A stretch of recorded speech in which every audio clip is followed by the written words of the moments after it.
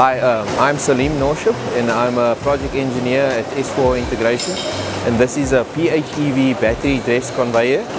Basically what it does is it will transport the battery on an assembly line for operators to assemble the PHEV battery.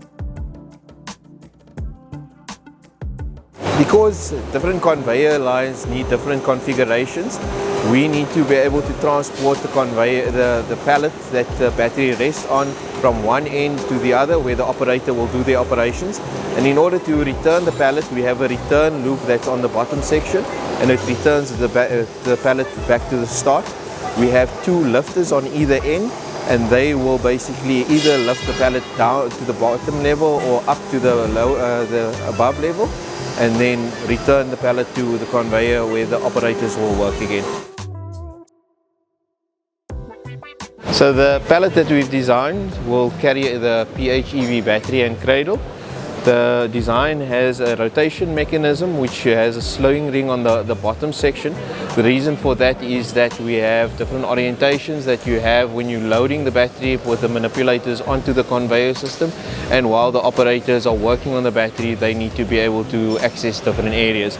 So we have the rotation mechanism which we basically just push, and we're able to rotate into a different orientation, and then it locks into place. And then if you need to go back to the original orientation, we can just press the mechanism and then from there lock it into place again. So behind me I have the lifter that will basically move the pallet from the top section down to the below section in order to return the pallet back to the starting point of the conveyor. And what we use is a belt lifter in combination with a SCW motor, and that will basically use a counterweight also, which makes it better for us in the design that we can reduce the size of the motor because we put so much weight on the other end, and then we can reduce the size of the motor and then also save costs. And then from there, as you can see, we have different safety features on the lift. We have different limit switches that are able to say whether the lift is over traveling or not.